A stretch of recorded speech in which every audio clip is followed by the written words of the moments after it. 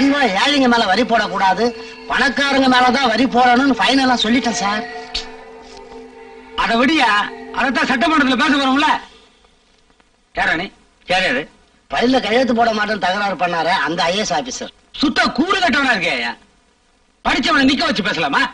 கூட்டு போய் கூட்டு சுடுக்க வேண்டியதானே? சார் பரவாயில்ல சார். ஐயா ஃபைல்ல கையெழுத்து போட்டு மூவ் பண்ண சொன்னேன், முடியாண்டியாமே. இல்ல சார், அது எங்க டிபார்ட்மெண்ட் இல்ல சார். அதுவும் இல்லாம இது சட்டவிரோதமான செயல் இல்லைங்களா? அந்த ஈரவங்க எனக்கு தெரியும். நான் தான் அனுப்பிச்சேன்னு தெரியுமா தெரியாதா? சார் நான் அப்புறமா தெரிஞ்சுட்டேன் சார். இப்ப கொடுங்க சார், போட்டுறேன். வேணாம், உனக்கு மேல ஒப்பனை கையெழுத்து போட்டு காரியம் முடிஞ்சிருச்சு, நீ போலாம்.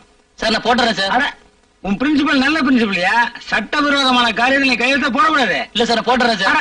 என்னைய பைத்தியம் வேணாம். நான் போடுறேன் சார். வேணாம் போடுறேன் சார். சும்மா வாங்க, இவனை கூட்டு போங்க.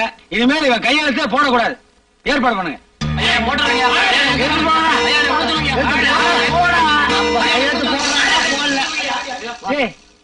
என்னடா பண்ண போறீங்க? கையெழுத்து போடக்கூடாதுன்னு சொன்னீங்கல்ல, இது வெள்ள எடுக்க போறானுங்க. அடப்பாருங்களா, கையெழுத்து போடக்கூடாதுன்னு சொன்னேன். கட்டவரில் மட்டும் வெட்ட வேண்டியதானே? ஓ போதுமே. டேய் கட்டவரில் மட்டும் எடுக்கடா. எல்லாம் நானே சொல்லி தரணும், நீ எனக்கு பிஏ. உருப்பிட்ட மாதிரிதான். எல்லாம் வந்துட்டாங்களா? வந்துட்டாங்க. சில்லறைகள் ஓகே.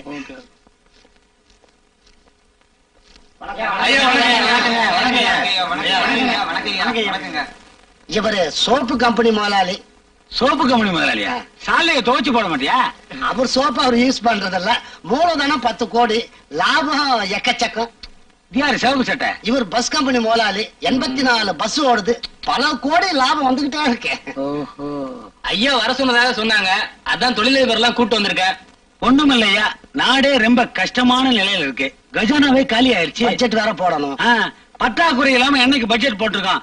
ஏற்கனவே ஏழைங்க மேல கண்ணா பின்னான்னு வரி போட்டாச்சு. ஆமாங்க. இன்னும் போட்டோம் வையே, அந்த நாட்டுல ஏதோ புரட்சி நடந்ததாமே. ரத்த புரட்சி. எந்த நாட்டுல நடந்தது? அது பிரெஞ்சு நாட்டுல சார்.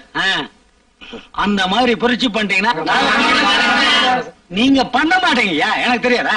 பணம் வந்தாலும் சுகர் வந்துடும், சுகர் வந்தா டாக்டர் கிட்ட போறதுக்கு சரியா போயிடும். நீங்க எந்த புரட்சி பண்றது? இந்த வயிற்று வச்சுக்கிட்டு இவங்க எங்க புரட்சி பண்ண போறாங்க? பணக்காரன் எந்த நாட்டுல புரட்சி பண்ணிருக்கான்? அதனாலதான் இந்த தடவை வரி பூரா பணக்கார மேல போறதா முடிவு பண்ணோம். பட்ஜெட்டே வேணாங்கிறீங்களா? அடப்போங்க. முடிவு பண்ணுவா, இருங்க, அவசரப்படாதீங்க, என்ன கவனிங்க. இத பாருங்க, கூடுதலா நாங்க வரி போட்டா 80 கோடி நஷ்டம் வரும். 80 கோடி நஷ்டம் வரக்கூடாதுன்னா ஆளுக்கு 80 லட்சம், 11 கோடி செட்டப் பண்ணணும். ஓகேவா?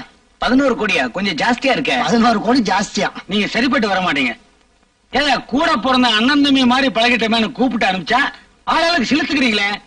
நீங்க சரிப்பட்டே வர மாட்டீங்க. உங்களுக்கு சட்டசபையில வச்சுக்கிறேன். என்ன சார் உடனே கோச்சிக்கிட்டீங்களே சார்? நீங்க கேட்டு நாங்க எப்ப சார் இல்லன்னு சொல்லிருக்கோம். எல்லாரும் உடனே சம்மதம் சொல்லுங்க சார். சம்மதம் சொல்லுங்க சார். எல்லாம் ஒத்துக்கிட்டாங்க. ஆளுக்கு ஒரு பிரீஃப் கேஸ்.